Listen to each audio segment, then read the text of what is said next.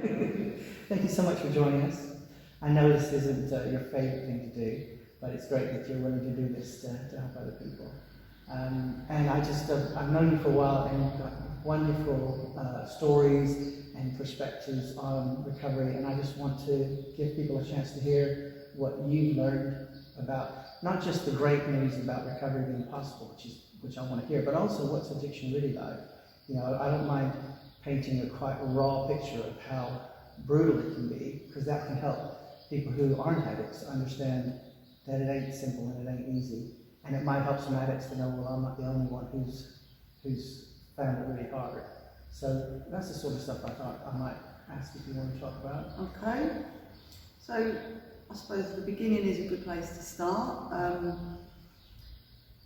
was a professional, married, working as a teacher.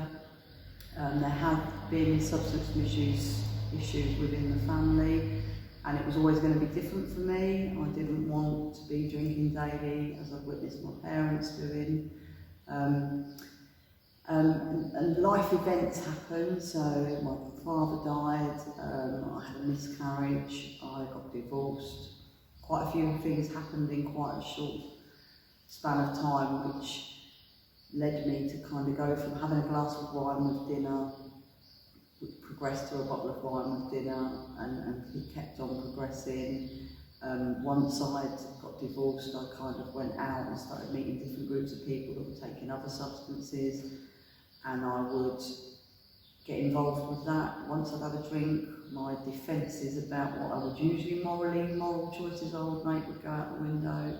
So other drugs came into play, cannabis, cocaine, party drugs. And over a few years it really snowballed. By day I was still a professional and a mum and running a home, and from an outsider looking in, everything looked okay. But the sadness that I felt inside, lots of issues that had never been dealt with, some serious issues from childhood and teenage years, I now understand were just being pushed down, and the more life threw at me, the more I had to drink and use to keep everything pushed down. And I was involved in a really serious car crash in 2010, and actually discharged myself from hospital to get a drink. Didn't realise at the time I had an alcohol issue. So it wasn't the best time to leave hospital, I guess. You really should have stayed there. Seriously ill. Mm-hmm. Seriously ill. Did you have injuries from the car accident, or was it just the alcoholism? No, lots of broken bones, huge lacerations. I had a brain bleed. Wow. I was on the high dependency unit in Addenbrooke Hospital. Mm-hmm. And I literally pulled my morphine driver out, my drip out, my brain drain out, just pulled everything out of myself to get out of hospital and get a drink. And when I tell that story, people say, was that your rock bottom?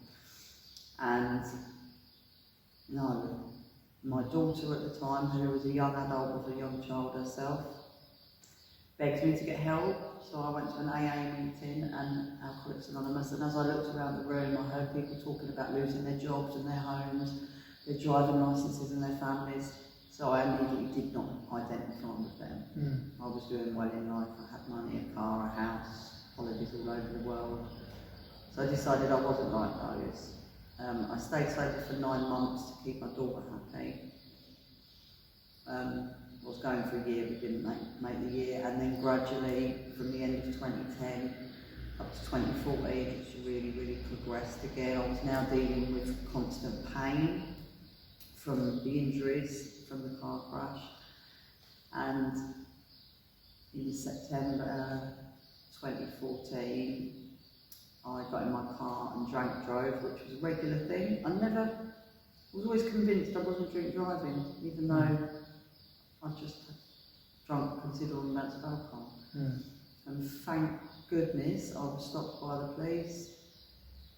I knew the minute I saw the blue lights and got waved over and got breathalyzed, I knew that my life, which I described then as a house of cards, was going to come falling down. I needed my car for the role I was doing at the time. It was a social work type role, and I knew that I would lose my licence. I blew 3.5 times over the legal limit.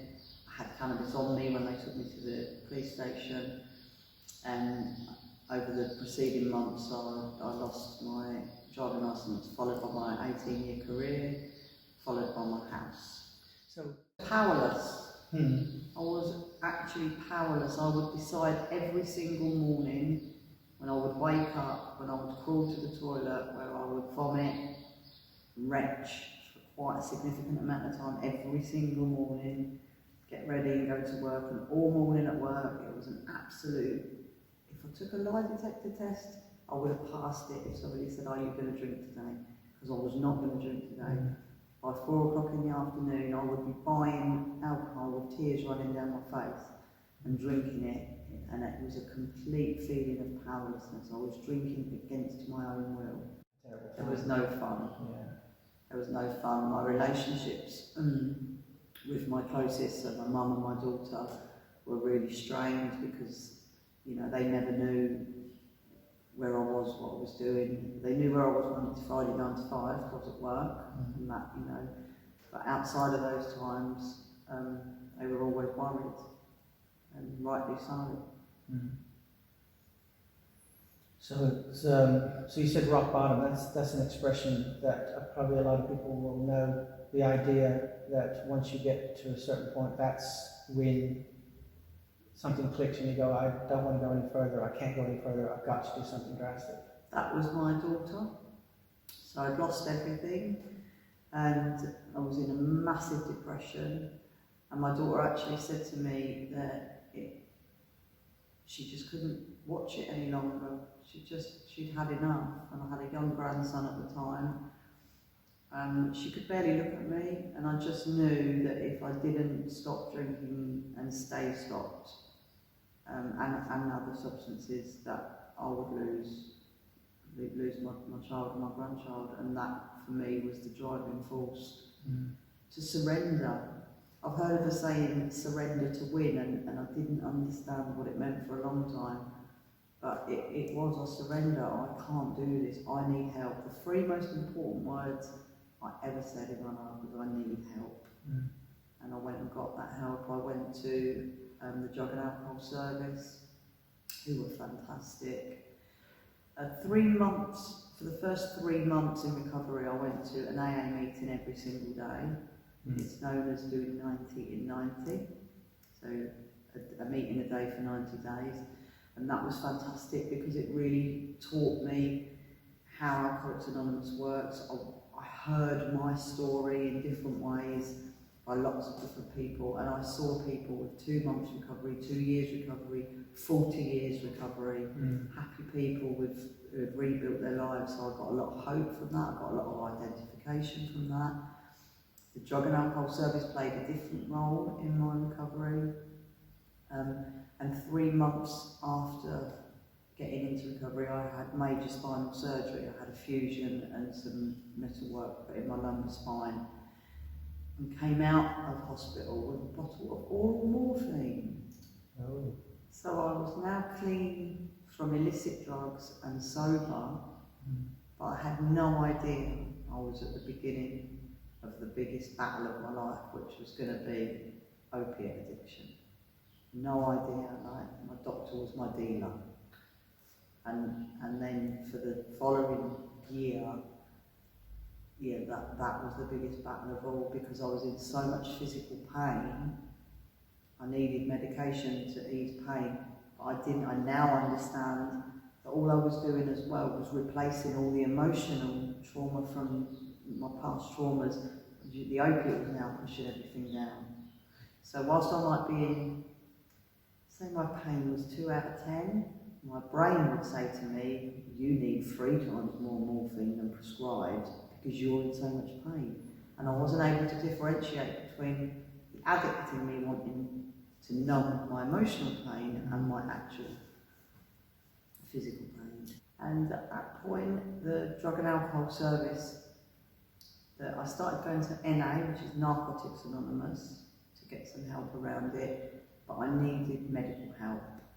And so the Drug and Alcohol Service were absolutely fantastic. and I needed to go in. I tried to keep reducing it and coming off it myself, but I just couldn't. I'd reduce right down, and then something had happened to upset me, or I'd push myself physically and my pain levels would go up, and I just went round and round in this loop. And eventually the drug and alcohol service doctor put me on methadone. I've never been a heroin user, never tried heroin, but in order to get me in for an inpatient detox, they needed to put me on methadone. Yeah, wow. It was horrific. The first time I took methadone, I was told to go home, get into bed, take the first dose and stay there. And it was the most pleasurable feeling I'd ever had. It erased the physical pain immediately, and it completely numbed out every emotion. And thankfully I was only on it for about 4 months before I went in to do the detox. But in true addict style, alongside taking the methadone, I had access to lots of tramadol, which is opiate-based painkiller, dihydrocodeine, which is a very strong opiate-based painkiller, and I was just taking lots of opiates because my addiction to opiates was, it progresses. The more you have, the more you need to get that same high. And I never got that same high that I got from that first dose of methadone. So for the next few months I just chased it, taking whatever I could.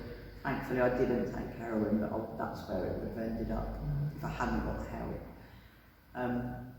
And at Christmas 2016 I went into Forborn for a 2-week detox from opiates. And there was 15 beds on the ward.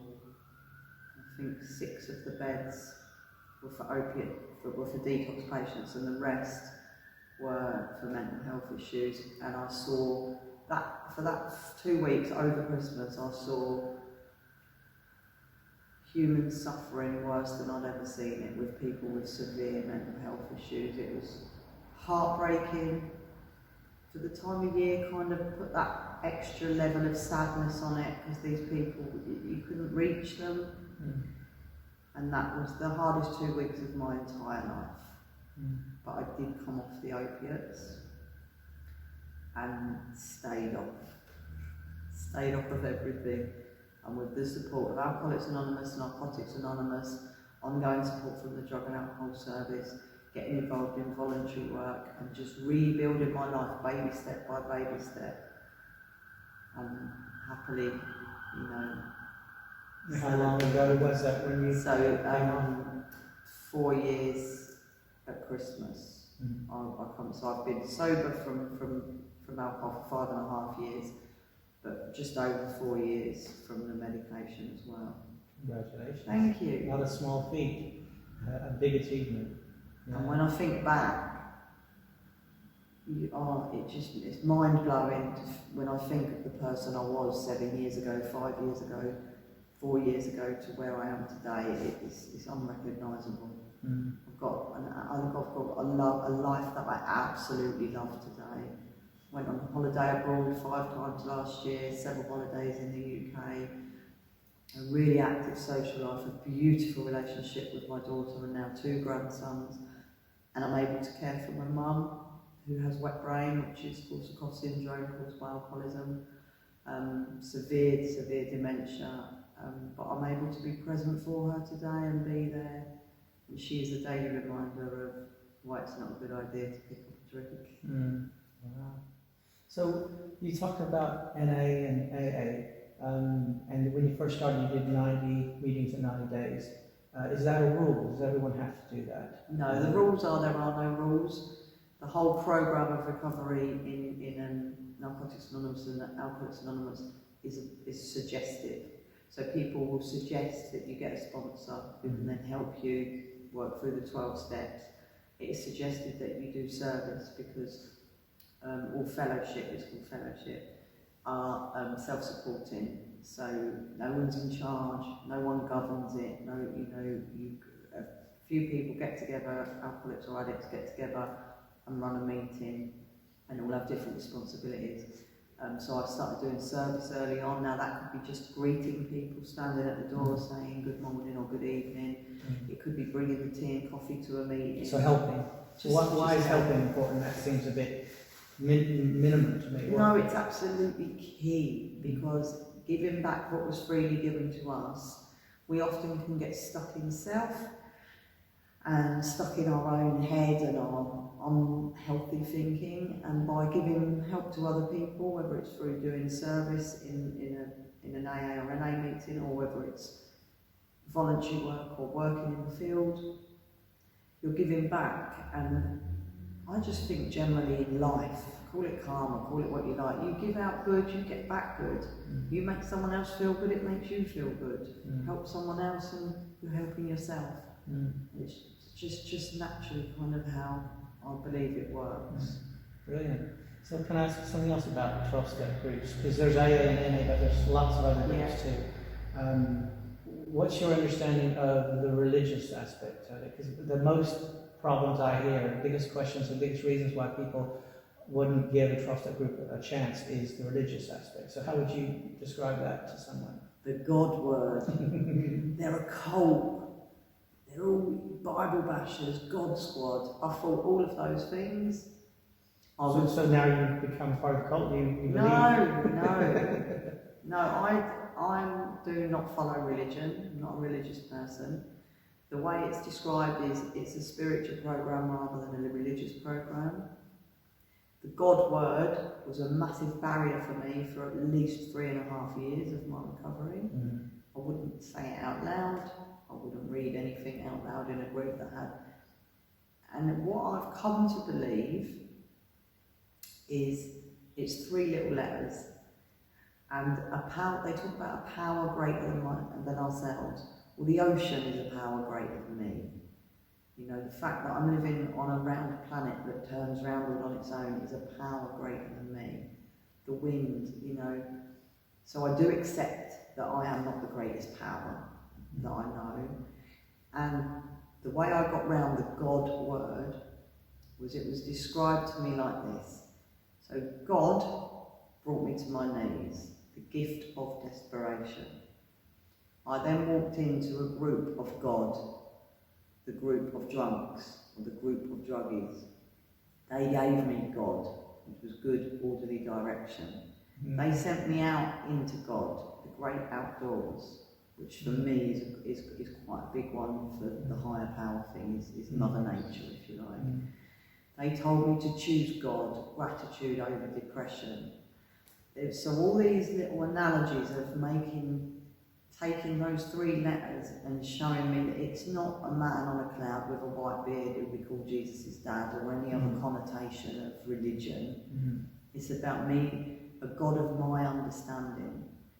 So some days I pray every day, so my dad passed away, and my grandmother, who I have massive respect for. Some days I will pray to them. Some days I will pray to the universe.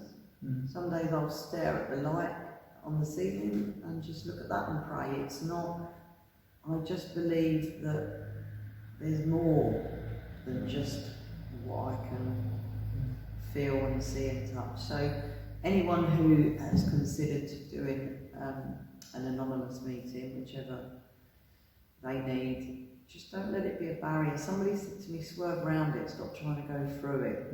It doesn't need to be an issue. It's the people in the room and listening to the stories that I identified with that got me well. Yeah, that's great.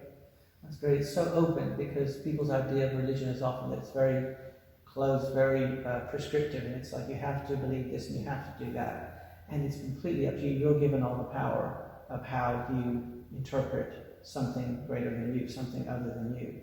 And so it forces us to connect with other people. It forces us to connect to something and to get out of our isolation. But while it pushes us in that direction, it's completely up to us. We have all the power of how we do it and what we might define our higher power to be, and it's up to us to experiment and to let it be a developing journey. Absolutely. I think it's really important for people who have had traumas and been in situations where they didn't have any control to be given autonomy.